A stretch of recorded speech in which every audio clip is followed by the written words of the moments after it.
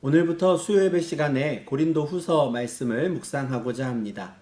1장 1절을 보면 고린도 후서는 바울과 디모데가 고린도에 있는 하나님의 교회와 아가야에 있는 모든 성도들에게 보낸 편지였습니다.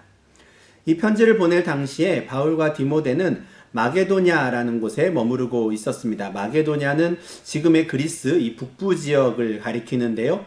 데살로니가라고 하는 도시가 바로 이 마게도냐의 중심 도시였습니다. 반면에 이 아가야라고 하는 곳이 1절에 나오는데 이 아가야는 그리스 남부 지역을 가리키는 표현입니다. 그리고 그 아가야의 중심 도시가 바로 고린도였지요. 그러니 지금 이 편지는 그리스 북부 마게도냐에 있던 바울과 디모데가 저 남부 지역에 있는 성도들에게 보낸 편지였던 것입니다. 그리스 북부의 마게도냐에 오기 전에 바울은 에베소라는 곳에 있었습니다. 그가 에베소에 있을 때부터 그는 에게해를 건너서 마게도냐를 지나 아가야로 내려가고자 하는 계획을 세웠었지요. 그리스 북부와 남부를 쭉 다니며 성도들을 돌보고자 했던 것입니다. 그리고 그와 같은 자신의 계획에 대해서 일찌감치 편지를 써서 고린도 성도들에게 알린 바 있습니다. 그런데 그리스 북부 마게도냐로 이동한 이후에 금방 아가야로 내려갈 수 있을 줄 알았는데 생각보다 마게도냐에서 머무르는 시간이 점점 길어지게 되었습니다. 그래서 자신을 기다리고 있을 그 고린도 성도들에게 양해를 구하기 위해 이 편지를 쓰게 된 것입니다. 편지를 시작하며 바울은 고린도와 아가야 지역의 성도들에게 은혜와 평강이 있기를 축원합니다. 이것은 바울의 편지에 항상 등장하는 인사말인데요. 이 인사말을 볼 때마다 늘 말씀드리지만 바울은 이 은혜와 평강이라는 순서를 바꾸지 않습니다. 항상 하나님의 은혜를 먼저 간구하고요. 그리고 그 은혜를 받은 자들에게 주시는 하나님의 평강을 기원합니다. 그리고 이어서 그는 하나님을 찬양합니다. 이것도 역시 바울의 편지에 자주 등장하는 패턴인데요. 성도들에게 하나님의 은혜와 평강을 간구한 후에 하나님께 감사하고 또 찬양하는 것이지요. 자주 등장하는 패턴이라고 해서 바울이 그냥 모든 편지에 서론에서 단순히 같은 말을 반복하는 것은 아닙니다. 성도들에게 인사하고 하나님께 감사하고 찬양하는 패턴은 같다고 할 수 있지만 구체적인 내용은 그 편지를 받는 성도들의 상황에 따라서 다 달라집니다. 고린도후서 1장에서 바울이 고린도 성도들을 떠올리며 제일 먼저 하나님께 찬양하는 내용은 하나님의 위로입니다. 바울은 3절에서 하나님을 자비의 아버지, 모든 위로의 하나님이라고 부르지요. 우리가 섬기는 그 하나님에 관해 다양한 표현들을 우리가 사용할 수 있습니다. 사랑의 하나님, 공의의 하나님, 언약의 하나님, 창조주 하나님 이런 등등의 표현으로 하나님이 하시는 사역이라든가 하나님의 성품, 하나님의 속성을 표현할 수 있습니다. 고린도 성도들을 생각하면서 편지를 쓰기 시작한 바울의 머릿속에 제일 먼저 떠오른 하나님의 속성이 바로 위로의 하나님이었습니다. 하나님은 모든 환난 중에서 우리를 위로하시는 분이십니다. 나아가 우리로 하여금 하나님께 받는 그 위로로서 모든 환난 중에 있는 다른 성도들을 능히 위로하게 하시는 분입니다.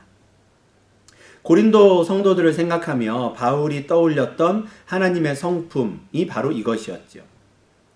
아마도 바울은 이 편지를 쓰기 전에 고린도 성도들이 지금 환난 중에 있다는, 어려움에 빠져 있다는 소식을 들었던 것 같습니다. 그래서 그들을 생각하며 하나님께서 정말 저들을 위로해 주시면 좋겠다라고 생각하며 편지를 쓰기 시작한 것입니다. 또한 환난 중에 있던 자기 자신을 건져내셨던 바로 그 위로의 하나님을 떠올리며 내가 받은 그 위로를 또한 고린도 성도들에게 전하고자 했습니다. 그런데 바울은 자신이 겪었던 그리고 지금 고린도 성도들이 겪고 있는 그 환난, 고난에 대해서 그리스도의 고난이 우리에게 넘친 것이다 라고 말합니다. 5절에 있는 이런 표현은 그리스도의 고난에 관한 바울의 생각을 잘 드러내줍니다. 바울은 그리스도인들의 고난을 예수께서 받으신 고난과 연결시킵니다. 예수 그리스도께서 이 땅에 계실 때 고난당하셨듯이 그리스도인들도 고난을 당한다고 생각한 것입니다. 이런 생각은 바울 혼자만의 생각은 아니었습니다. 베드로전서 4장 12절과 13절에서 사도 베드로도 이렇게 말씀합니다. 사랑하는 자들아, 너희를 연단하려고 오는 불시험을 이상한 일 당하는 것 같이 이상히 여기지 말고 오히려 너희가 그리스도의 고난에 참여하는 것으로 즐거워하라. 이는 그의 영광을 나타내실 때에 너희로 즐거워하고 기뻐하게 하려 함이라. 사도 베드로도 성도들이 불시험 당하는 것을 이상하게 여기지 말라고, 성도들이 환난과 고난을 당하는 것은 당연한 일이라고 이야기합니다. 그리고 그것을 그리스도의 고난에 참여하는 것이라고 하지요. 그리스도의 고난에 대한 바울과 베드로의 관점이 같은 것입니다. 또한 두 사람이 공통적으로 덧붙이는 말도 같습니다. 그것은 바로 고난당하는 성도들을 향한 하나님의 위로가 있다라는 말이죠. 조금 전에 말씀드린 베드로전서 4장 13절에서 고난당하는 성도들은 그리스도께서 영광을 나타내실 때 즐거워하고 기뻐하게 될 것이라고 베드로가 이야기했습니다. 성도들의 고난이 곧 즐거움과 기쁨으로 바뀔 것이라는 말씀입니다.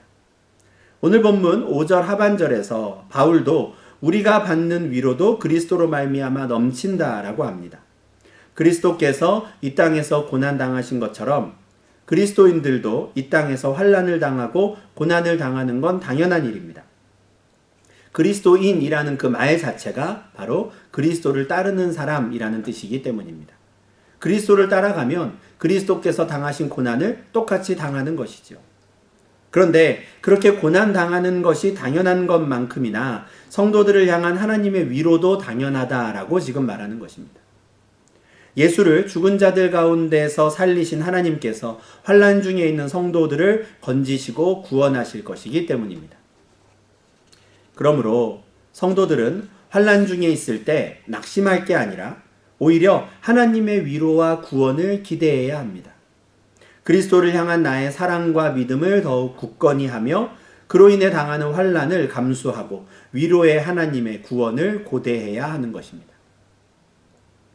바울은 7절에서 너희를 위한 우리의 소망이 견고하다라고 말합니다. 또한 고린도 성도들도 환난으로 인해 믿음을 잃어버리는 게 아니라 오히려 더 확실한 믿음으로 고난에 참여하여 결국 하나님의 위로를 경험하게 될 것이다 라고 이야기합니다. 이것이 바로 바울의 기대였습니다. 바울의 소망이었죠. 이런 확신과 소망은 위로의 하나님께서 반드시 환난 중에 있는 고린도 성도들을 구원하시고 위로하실 것이라는 믿음이 있었기 때문에 가능한 것입니다. 물론 아무리 개인적으로 이런 확실한 믿음을 갖고 있다고 해도 환난 중에 있는 사람들에게 이런 말을 하는 게 쉬운 건 아닙니다. 그렇지만 바울과 디모데가 감히 고린도 성도들에게 이렇게까지 말할 수 있는 데에는 이유가 있었습니다. 그들 자신이 바로 하나님의 위로를 경험한 사람들이었고 환난 중에 건지시는 하나님의 능력을 경험한 사람들이었기 때문입니다. 사실 하나님께서 고린도 성도들을 위로하실 것이라는 이 믿음도 자신들의 경험에서 비롯된 믿음이었습니다. 8절에서 그들은 아시아에서 자신들이 당했던 환난을 회상합니다. 여기서 말하는 아시아는 지금의 이 터키 남서부 지역인데요. 에베소가 바로 그 아시아의 중심 도시였습니다. 바울이 에베소, 곧 아시아에서 당한 환난에 대해서는 사도행전 19장에 기록되어 있습니다. 바울은 에베소에 있던 두란노 서원이라는 곳에서 2년 동안 날마다 말씀을 전했는데 그 결과 아시아에 사는 모든 사람들이 복음을 듣게 되었습니다. 그런데 바울의 사역으로 인해 에베소에서 우상을 만들어 파는 사람들의 수입이 점점 줄어들자 그들이 도시를 소동하게 하는 데모를 일으켰습니다. 분노한 그들은 폭도가 되었고 바울과 함께 다니던 사람들을 붙잡아서 연극장으로 끌고 갔지요. 그때의 일을 회상하며 바울과 디모데는 오늘 본문 8절과 9절에서 이렇게 말합니다. 힘에 겹도록 심한 고난을 당하여 살 소망까지 끊어지고 우리는 우리 자신이 사형 선고를 받은 줄 알았으니. 당시에 그들은 우리가 여기서 죽는구나 라고 생각했습니다.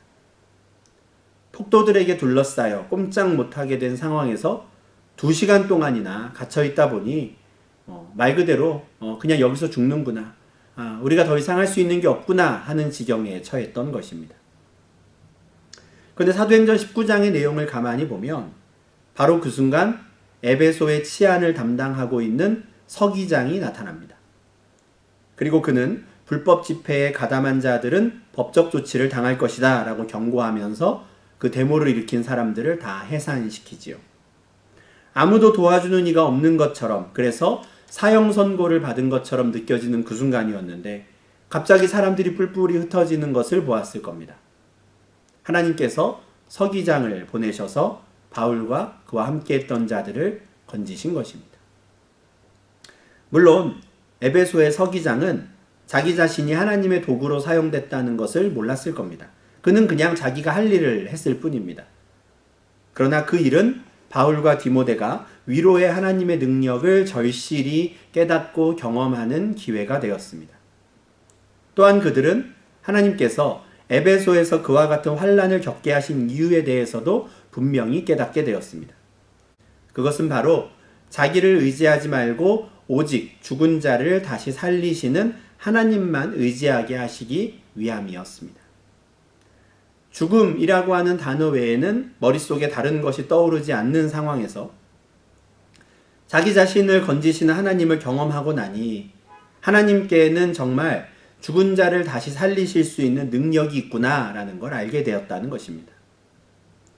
그리고 바로 이 사실을 알려주시기 위해 우리에게 그와 같은 극심한 환난을 겪게 하셨구나라는 걸 받아들이게 된 것이죠. 그리고 이제 그들은 앞으로도 자기 자신을 의지하지 않고 오직 하나님만을 의지하는 자들이 된 것입니다. 하나님께 그 정도의 능력이 있다는 것을 알게 되니 환난을 당하고 고난을 당해도 낙심하거나 좌절하지 않고 견딜 수 있게 되었습니다. 그리스도의 고난에 기꺼이 참여할 수 있게 된 것입니다. 환난 중에는 하나님의 위로를 경험했으며 사형 선고를 받은 것 같은 그 상황에서는 자신을 건지시는 하나님을 경험했기에 말 그대로 오직 하나님께만 소망을 두는 사람들이 될 수 있었던 것입니다. 그리고 그는 이와 같은 믿음을 가지고 지금 환난을 당하고 있는 고린도 성도들에게 너희를 위한 우리의 소망이 견고하다라고 자신 있게 말할 수 있었습니다. 마게도냐에 오기 직전에 에베소에서 경험했던 그 위로의 하나님, 그 구원의 하나님의 능력을 확신했고 믿음이 있었기에 저 남부 지역에서 지금 고난당하고 있는 그 고린도 성도들에 대한 그 소망도 우리는 견고하다라고 말할 수 있게 된 것입니다. 바울은 지금 고린도 성도들이 이 환난 중에 위로하시는 하나님을 만날 수 있을 것이라고 확신하고 있습니다. 그리고 그로 인해 오히려 그리스도의 고난에 참여하는 자들이 될 수 있을 것이라고 생각했습니다. 바로 자신이 경험했던 것과 똑같은 경험을 하게 하실 것이다 하고 오히려 기대하고 있는 중입니다. 물론 그렇다고 해서 바울이 지금 고린도 성도들의 환난이 앞으로도 계속 이어지기를 바란 것은 절대 아닙니다. 10절에서 그는 고난 중에 위로하신 하나님께서 마침내 그 환난을 끝내셨던 일을 회상하며 이렇게 말합니다. 그가 이같이 큰 사망에서 우리를 건지셨고 또 건지실 것이며 이후에도 건지시기를 그에게 바라노라. 아멘. 자비의 아버지시요 모든 위로의 하나님께 자신의 과거와 현재와 미래를 다 맡기겠다는 확신의 기도입니다. 또한 이 기도는 당연히 고린도 성도들을 향한 간구이기도 했습니다.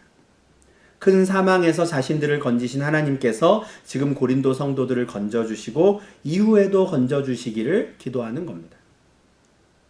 이어서 바울은 11절에서 너희도 우리를 위하여 간구함으로 도우라 라고 말합니다.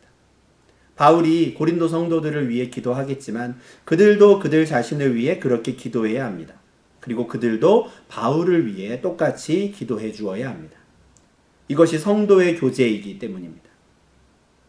비록 바울의 예상과는 다른 상황이 벌어져서 지금 당장 고린도에 가서 그들을 만날 수는 없지만 바울은 서로를 향한 이 기도를 통해 고린도 성도들과 계속 교제하기를 바라고 있습니다.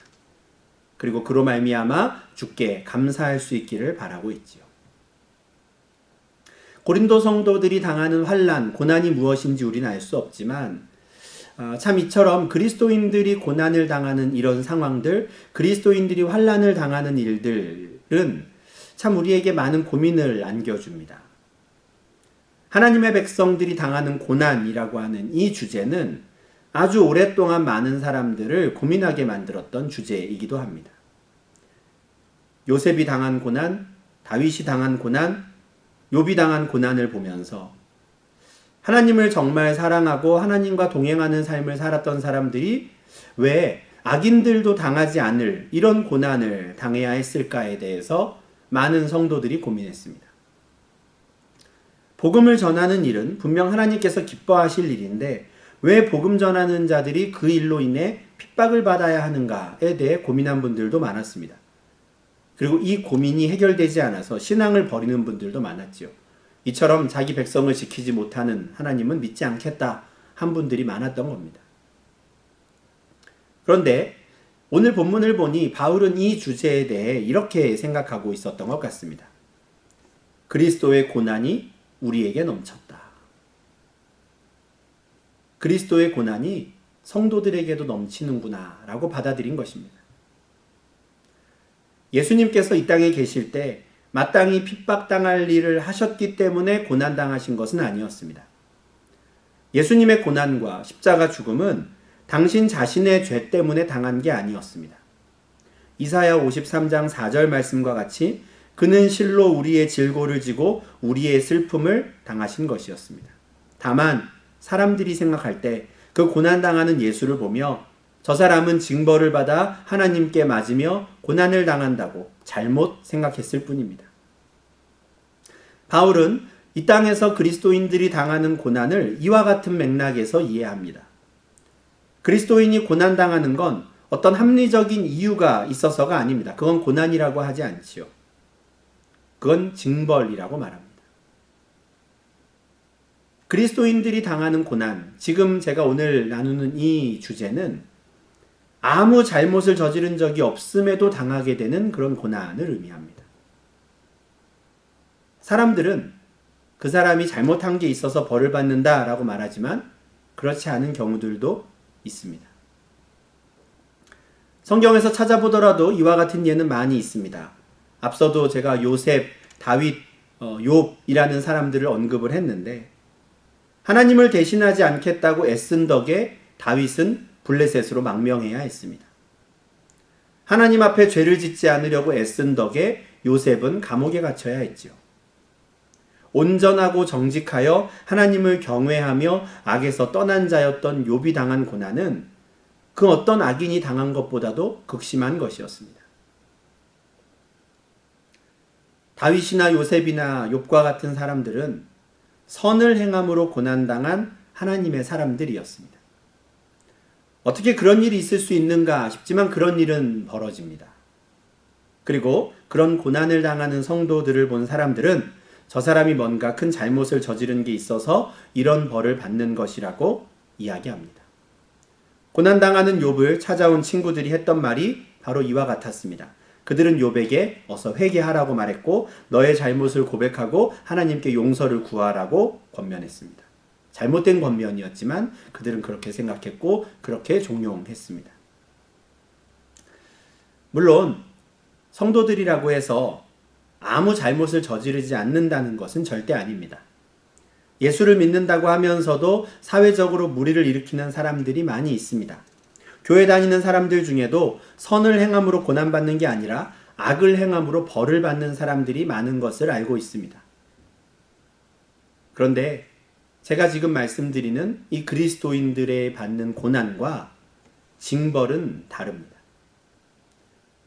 그리스도인의 고난은 죄를 짓거나 나쁜 짓을 한 게 아닌데 오히려 선을 행하고 하나님의 말씀에 순종하는 삶을 살려고 하는데 겪게 되는 여러 종류의 환난을 의미합니다.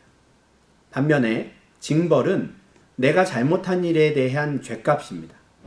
그것은 내가 저지른 일에 대한 결과로서 마땅히 받아야 하는 것이죠. 고난과 징벌은 엄연히 다른 것입니다.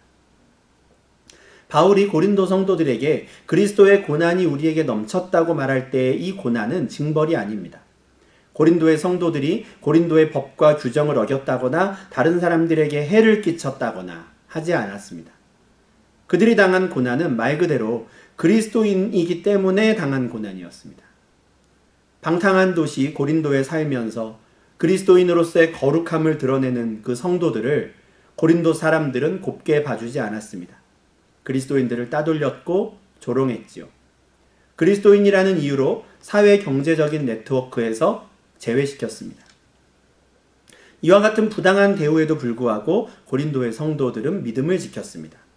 따돌림 당하고 조롱 당하더라도 믿음을 포기하지 않은 것입니다.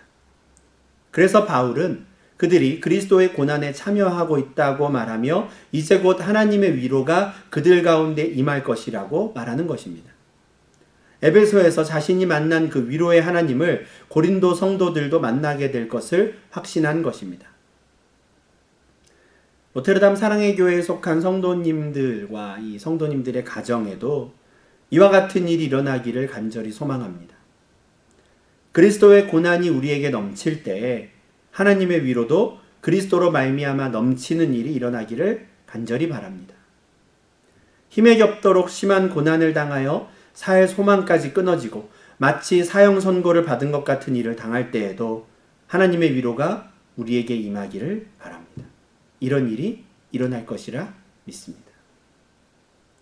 서로가 서로를 위해 하나님의 위로를 구하는 공동체가 되기를 바라고, 우리 교회가 정말 하나님의 위로를 경험한 분들은 아직 환난 중에 있는 자들을 찾아가 격려하며 내가 먼저 위로를 받은 것은 당신이 위로받게 하려 하심이다 라고 고백하는 그런 공동체가 될 수 있기를 바랍니다.